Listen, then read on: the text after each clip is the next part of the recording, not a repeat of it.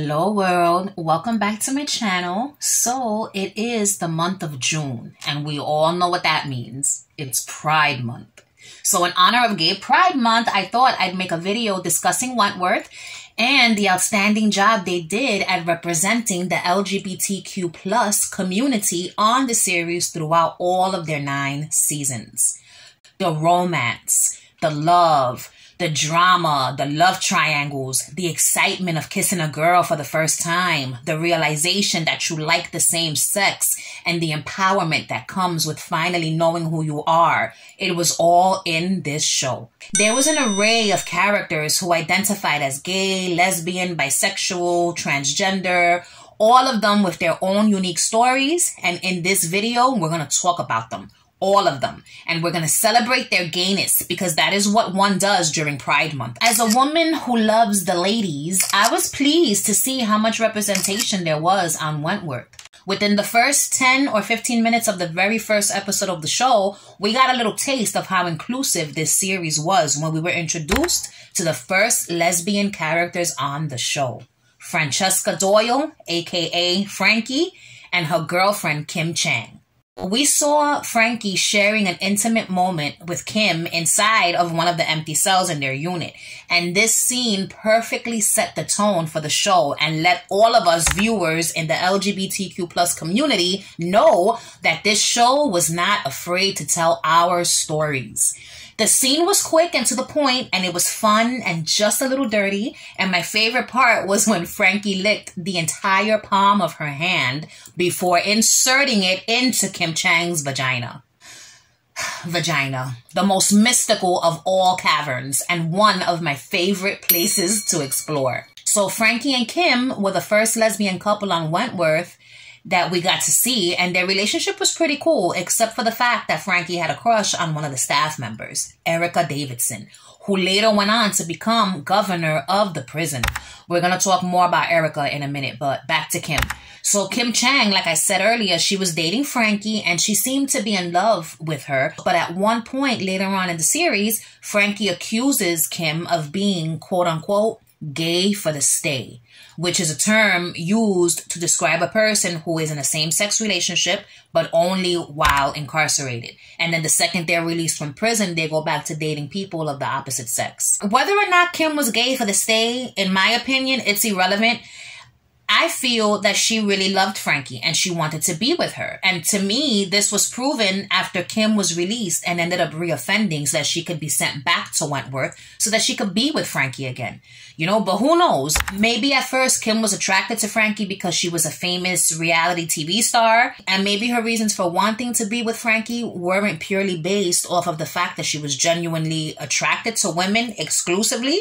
Maybe she just didn't want to be alone on the inside. We'll never know for sure because the show never gave us specifics. But to me, it doesn't matter because what they did tell us was just how much Kim loved and cared for Frankie. So Wentworth did a great job at showing the complexities of certain lesbian relationships, especially when it comes to one person in the relationship doubting the true nature of their partner, which is what Frankie did with Kim. So now back to Erica.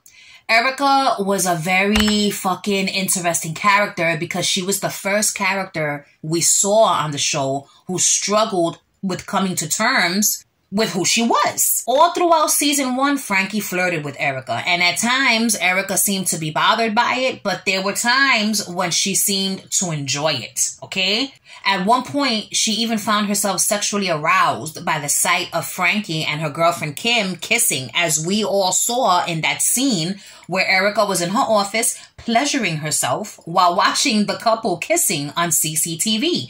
It was a pretty hot scene. I'm tight that Derek Channing walked in on her and interrupted, you know, her time, her alone time. How dare he? Erica was so afraid of admitting to herself that she was in fact attracted to women.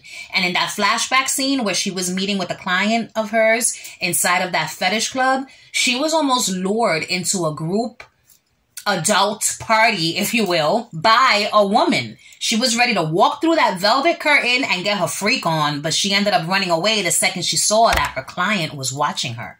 It was like she was afraid and embarrassed and didn't want the world to know that she was attracted and wanted to, be with women, which is something that's very common when a person is first trying to make sense of the feelings that come when you first realize that you like the same sex.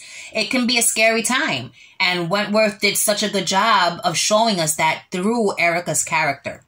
So in season 2, we were introduced to another one of the many lesbians of Wentworth, Joan Ferguson, the new governor of the prison. So Joan had fallen in love with an inmate from a prison she'd worked in the past. Her name was Gianna. But unfortunately, Gianna was killed by the women after they found out about her love affair with Ferguson. So Ferguson is now in Wentworth. She's the governor, and she goes on to become infatuated with a straight inmate in Wentworth named Doreen, because Doreen reminded Joan of Gianna. So with Joan came the reality that some LGBTQ plus people face, wanting to be with the same sex, but never really being able to find love, which to me is so sad. You know what I'm saying? I feel bad for those who never get a chance to love or feel love. And it's not just the gay community that goes through this. It can happen to straight people too. But this video is not about them, puñeta. It's about the gays, all right? Season 2 also gave us the show's very first transgender character, Maxine Conway. Maxine Conway was a transgender woman who arrived in the prison and caused a stir with the women and some of the staff. She faced discrimination from the screws, specifically Mr. Fletcher, okay? He was so rude and mean to her because he saw her as just like being a man in drag. But the facts are she was a transgender woman, complete with boobs and a vagina, all right? Because had she still had her penis, she would have been housed in a male prison. He tried to make her feel like shit every chance he got, until she stood up for herself and humbled him when he realized he needed her help to move some heavy-ass sewing machines. You know what I'm saying? So some of the women were also curious about Maxie, and they weren't very nice, but eventually all of that whack-ass behavior stopped, and everyone accepted her for who she was.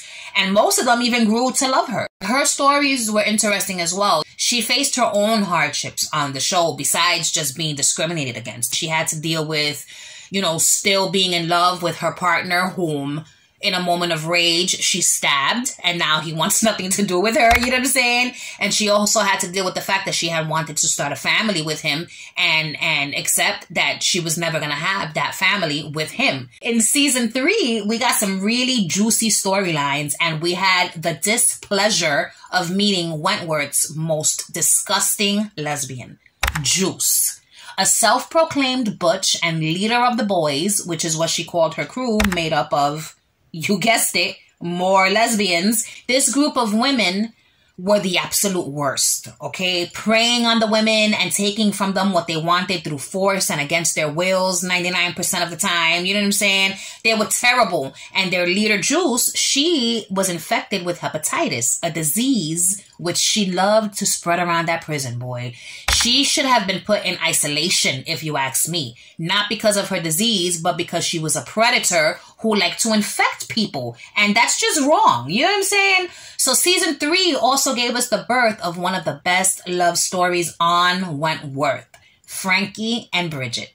Their story was one of the best examples of what it means to be a woman who loves other women. They both knew who they were. They both knew what they wanted. And when they finally got together, it was one of the happiest moments of the show. Their love was real, and it was pure, and it was healthy. And most of us can only hope to find a love like that. You know what I'm saying? But it didn't come easy. And it came at the expense of Kim Chang's heart. Remember Kim Chang? I was talking about her earlier. When she reoffended and ended up back in Wentworth to be with Frankie again, she had to face the fact that Frankie was over her and had fallen in love with Bridget. I don't think Frankie ever really loved Kim, to be honest. You know what I'm saying? Poor Kim ended up with a broken heart, and she turned to drugs to help ease her pain, and she later ended up falling with the wrong crowd, eventually finding herself the enemy of those she once called her friends. It's crazy what love, or the lack of love in her case, can do, but shit like this happens all the fucking time within the gay community, especially with women, and I think it's because women are such emotional creatures. You know what I'm saying? We lose our fucking minds when it comes to matters of the heart sometimes. And sometimes we just move on to the next one, and it's as if our previous relationship never happened. So again, Wentworth did a fantastic job at showing the viewers all the little nuances that come with these kinds of relationships. It was great, and it was refreshing to see it, and it was absolutely on point. None of the lesbian drama felt fake or scripted. It all flowed in a very natural way, and I loved it. In season 4, we got to see one of the purest love stories ever written. The story of B. Smith and Ali Novak. B. Smith was the prison's top dog from season 2 up until season 4, and she was a straight woman. She had been married to an abusive piece of shit, and she had only ever been with him until she met Ali. Ali liked B from the second she laid eyes on her, and she made her attraction to B known every chance that she got. At first, it seemed as if Ali was just hot for B, and she was only interested in sleeping with her, and B wasn't having any of it. You know what I'm saying? B even bashed Ali against the shower wall when Ali, made a pass at her, naked in the showers. It was very forward of Ali, but, that's who Ali was. She wanted no parts of Ali sexually. You know what I'm saying? And so after some time, we got to see that Ali actually cared about B. She wasn't just trying to have sex with her. She actually cared about her. And we saw this when Ali gave B. Smith some vitamin E oil to help with B's scars. She even rubbed the oil onto B's thighs, which was a nice scene because she wasn't trying to feel B up. She was just genuinely trying to help her, to which B responds by saying, "I'm not gay." And then Ali tells B, "I don't care what you are." Eventually, B and Ali's relationship evolved into a romantic one, and B was more than proud to walk arm in arm with Ali up and down the halls of Wentworth, and she didn't give one single fuck who didn't like it. She wasn't embarrassed. She wasn't afraid. She was just proud that Ali was hers and that they were a couple, and she was happy. It was a wonderful thing to see B finally accept that although she identified as straight, that she liked Ali. She was able to open her heart up, and by doing so, she found love, real love, with another woman. So let's talk about the gay men in Wentworth. There weren't many, but they were there, okay? So we're going to start with Sean Brody. Mr. Brody was one of the guards on the show, and we found out that he was gay when one of the female guards, Linda Miles, showed an attraction for him, and one of the other guards, Jake Stewart, tells her not to waste her time trying to flirt with him because he's gay. It could have been just a rumor at that point, but the show confirmed that it was a fact when they showed Sean Brody flirting with one of the other male guards, Will Jackson. So Will caught, Sean Brody's vibe immediately and shut him down. So that was that. He shut that down quick. Later on in the series, we find out exactly how it was that Jake Stewart knew that Brody was gay. And the reason was because Jake himself had been in a romantic relationship with Brody when they both worked over at Barnhurst, which is a male prison. That was one hell of a juicy revelation on the series, especially because Jake had been dating the prison's governor not so long before Brody showed up. The governor at the time was Vera. So later on in the show, Jake confesses to Vera about his bisexuality. And I was really glad to see that Vera didn't discriminate against him upon hearing the news. You know what I'm saying? Don't get me wrong. She seemed pretty disgusted by him, but I don't think it was because she learned that he was bisexual. I think it was because she was just genuinely disgusted with him as a person at that point because of all of his secrets. She thought she knew him, and that little fact about him further proved her point as far as how much she didn't know him at all. I would have loved to have seen a love scene between Jake and Brody. That shit would have been great. But the scene where Jake teases him in order to blackmail Brody, that was the closest we got to it. Okay, so boo, Wentworth. Yeah, missed an opportunity there. So speaking of bisexuals on the show, we also had the queen of them all, Mari fucking Winter. She was something else, man. She came on the show having previously been in a relationship with Ali Novak on the outside years before, right? So when Mari arrived in Wentworth, her ex-girlfriend Ali was already dating Ruby Mitchell. So that relationship didn't last long. And before we all knew it, Mari and Ali were back together. But before that happened, Mari successfully seduced the prison's governor at that time, Will Jackson. Mari was such an intriguing character. In my opinion, I don't think she was necessarily bisexual. I think she was more so sexually fluid. I think she was down to be with anyone, regardless of what gender they were, if it meant that she could get what she wanted from them. She used Will Jackson so that she could sneak drugs into the prison as well as get him to like do her bidding. You know what I'm saying? She used Drago, another lesbian character, into doing as she said by tricking her into thinking that she had a shot with her. But Drago wasn't stupid, and she knew Mari wasn't feeling her like that. But Drago was also in love with Mari, and she would have done anything for her. Poor Drago, man. Mari Winter also seduced Luke Kelly, who is my favorite of all the lesbians on Wentworth, but we're going to talk about her a little later.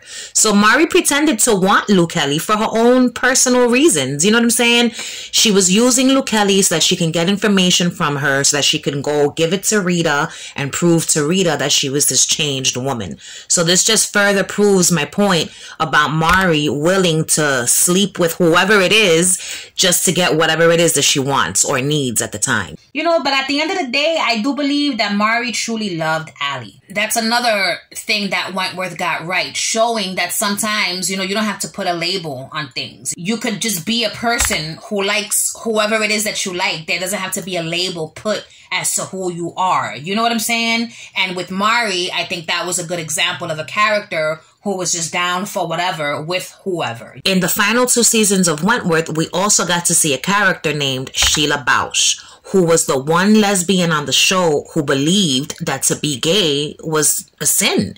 And so she tried as hard as she could to pray the gay away. But alas, she couldn't do it. Why? Because being gay isn't a choice. You're born this way, and you can try and fight your true nature all you want, but the truth always comes to the surface. You know what I'm saying? I loved how the show showed the internal struggle that Sheila faced once she found herself in a prison full of gay women, hugging each other, kissing one another. She hated it. She hated it because she wanted to be them, free and open to love. But she was so conditioned into believing that being gay was a sin. So she did whatever she could to fight her demons, even going so far as to slice her own gums open with dental floss when she found herself lusting after a treacherous little bitch named Judy Bryant. A lot of people go through denial when they find themselves attracted to the same sex, whether it be for religious reasons or because they think their family won't accept them. It isn't always rainbows and butterflies, and Wentworth showed us that through Sheila's character. You know what I'm saying? She was the one character on Wentworth who just was having a really hard time accepting who she was. And it happens in real life every day. Up until the moment that Sheila died, she died hating herself for being a lesbian. And that's just sad. Very, very sad. So now we're going to discuss the most interesting and complex relationship of them all that happened on Wentworth. In the final 2 seasons of Wentworth, we meet Luke Kelly, whom I love so very much, okay? And we also meet Reb Keane, 2 queer characters played by queer actors, which is not something that you see often. Kate Box played Luke Kelly, and Zoe Tarakis played Reb Keane. So Luke Kelly is a lesbian, and Reb Keane is a transgender man. Well, how does that work? Some of you might be asking yourselves. I'm going to tell you how. In Luke Kelly's own words, I'm a big old lesbian and you're a man. It just works. And who gives a shit what anyone else thinks? So I don't think I got that word for word, but that's the gist of it. Reb Keane was in the process of transitioning from female to male, but then he gets locked up. You know what I'm saying? So he still did have female body parts such as boobs and a vagina, which is why he was in Wentworth to begin with.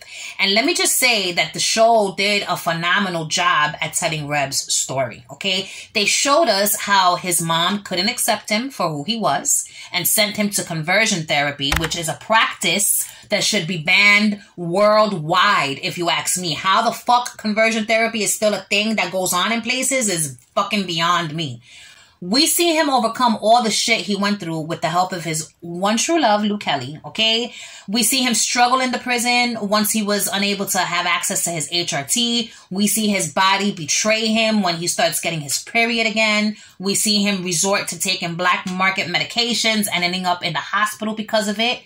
And through it all, Luke Kelly stood beside him. We saw her struggles as well because she went through it right along with him. She went to great lengths to protect him and to try to get him his meds. She was willing to commit murder for him to be able to fulfill his dream of living his life in the right body. The writers did a great job showing some of the struggles that, transgender folks face. The fact that Lou was a lesbian and still loved and wanted to be with Reb just shows how fluid it all is. Male, female, lesbian, gay, bisexual, trans, queer, all of it. It all comes down to one thing: love. Love is love, no matter who the fuck you are and no matter what the fuck your sexual preference is. Let us all remember this throughout this Gay Pride Month and throughout all the months and years that follow. Let us never forget those brave men and women who fought so hard for their rights and for the rights of all of us who came after in this most colorful community. The first Gay Pride was a riot, but look at us now. We are able to be who we are with less judgment and more acceptance. It isn't perfect yet, and we still have a long way to go. But I have faith that as long as shows like Wentworth, who tell these stories so beautifully and cast queer actors to play queer roles, as long as these shows continue to be made, people worldwide will feel like they're being seen and heard. And that's all anybody wants, no matter who you are or what you believe in. Just spread love and leave all the fucking hate behind. Thanks for watching. Happy Pride.